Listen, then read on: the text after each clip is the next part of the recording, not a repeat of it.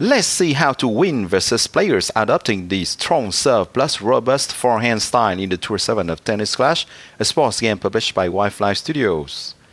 So we start with a player having very high serve and very robust forehand, 80 serve.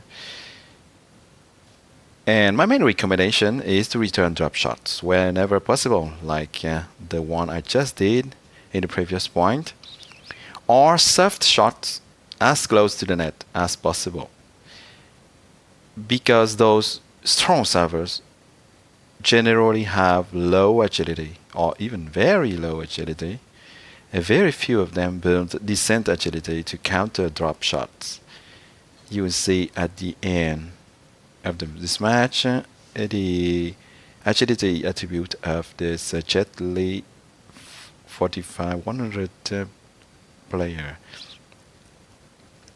And due to this agility, if you play with a build having a decent agility and some strong forehand, it's quite easy to win behind. So here I use another strong serve plus robust forehand, so it was a battle between strong servers. And well, the purpose of this video is to show how to win versus players adopting the strong serve plus robust forehand, whatever build you use.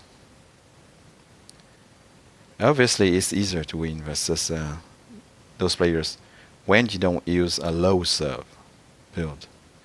If you play with an aggressive baseliner, low serve, well, or a counter puncher, you better have very high agility.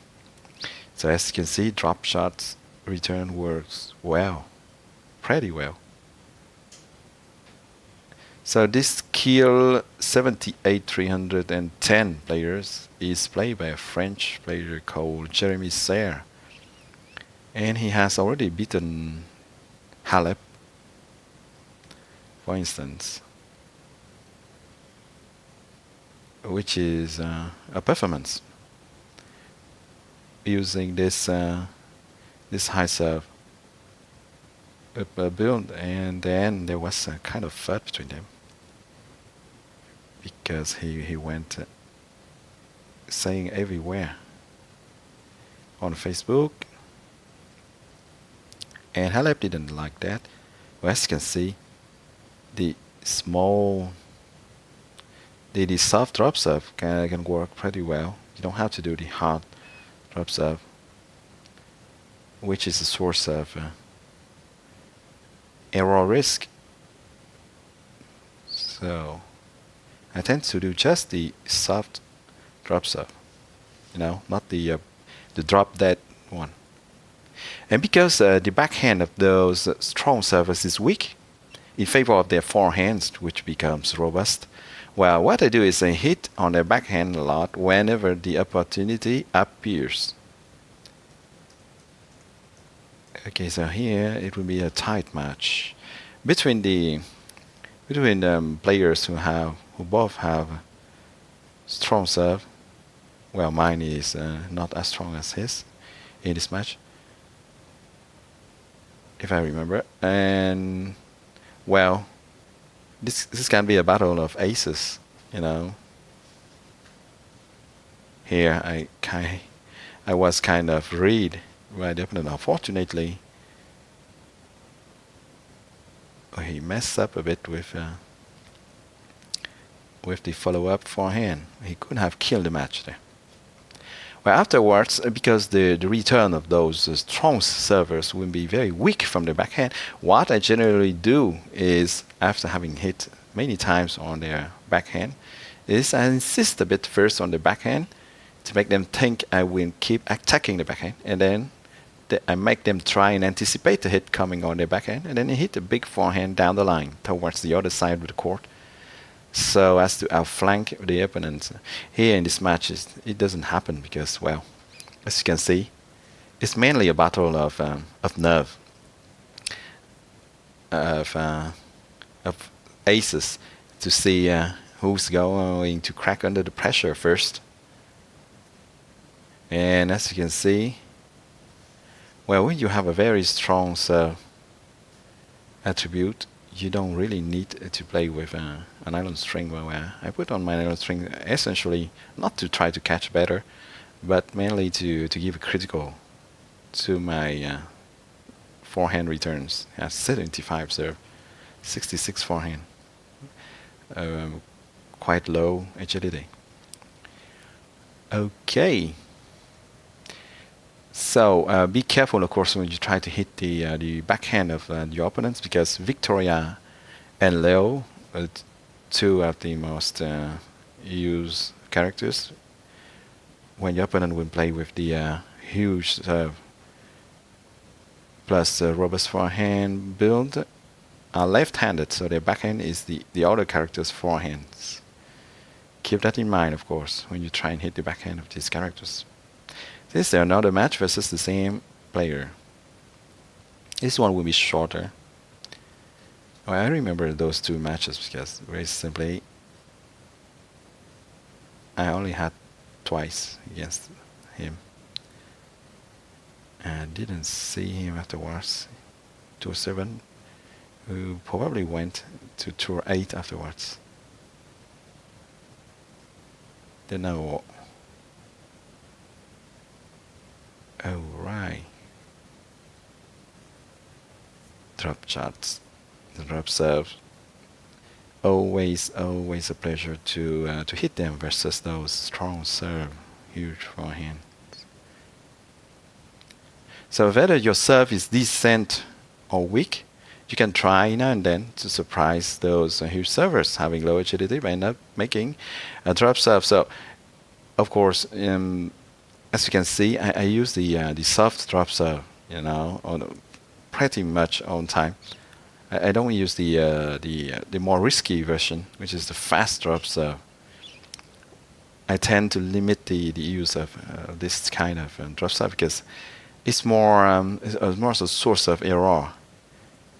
It increases a lot my risk of error because you have to execute it pretty well for it to work.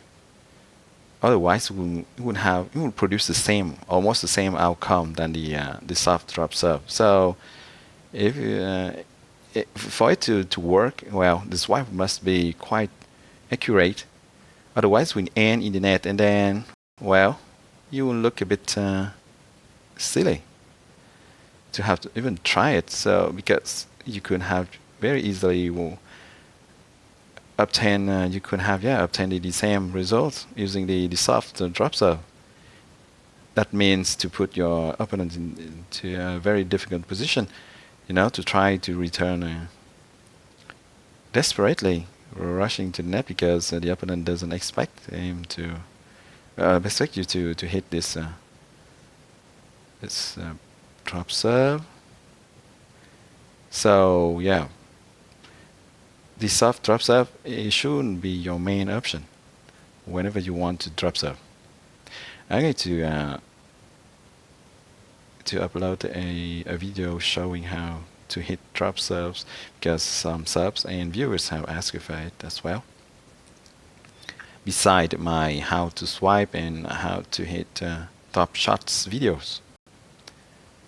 So don't overdo the drop serves because otherwise the opponents might get prepared to that type of service, and well, if they anticipate, they will hit you hard the second or third time you use it. If they start to see a pattern in your play, just do that now and then to surprise them.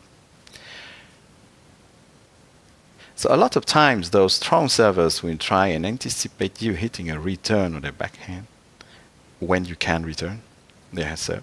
So they will place accordingly to receive on their forehand. If you can have enough time to see it before you serve, or before you receive the serve, or if you see that behavior pattern, then hit the complete other side to surprise and wrong foot them. 76 serve, 70 forehand. This pretty decent to play with. It's too bad for my opponent. It didn't work. So talking about play pattern, I tend to try to analyze a bit how often an opponent tends to return on which zone of my court and then place my character accordingly, even before he or she hits, to deliver a good and accurate return that won't hurt my opponent.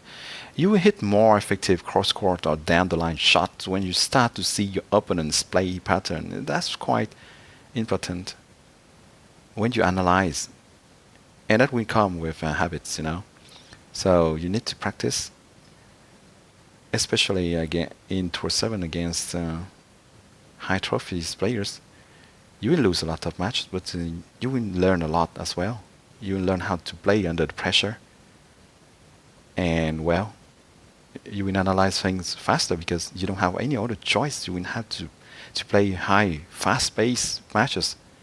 And you don't have a lot of time to analyze. You will learn to analyze fast to counter your opponent, because each opponent will play a different style, even with the same build. Yeah, here I should have taken this ball that was flying a bit out, I think.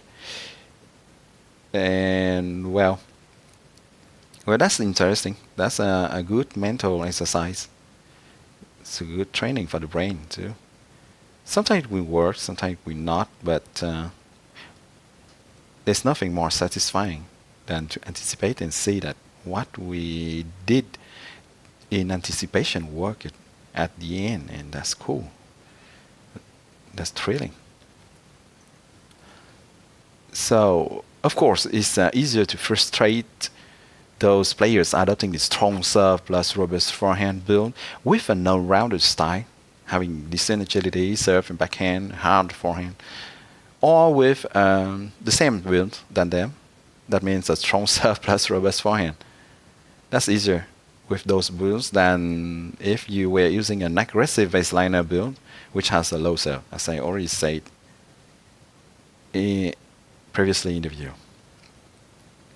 So about the string to use to win versus those strong servers, I don't think that their use is so critical. I know you see that I use the swallow poly against them on most of the time, but I use the swallow poly in most of matches in Tour 7 anyway. So it's to give the critical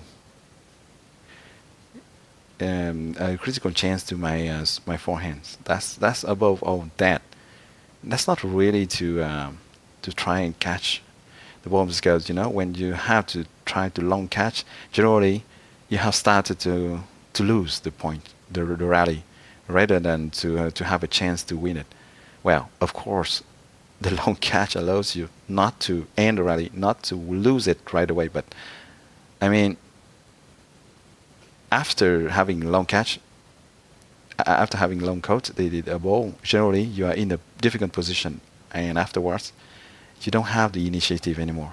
That's your opponent who takes the initiative. Generally, it's very hard to win the rally afterwards. So it's not for that. It's rather for the critical, really, because if you make the good swipes, even not very, very hard, but quick enough and short swipes, that's not really easy to describe by words, but that gives a lot of critical, and that works very, very nice.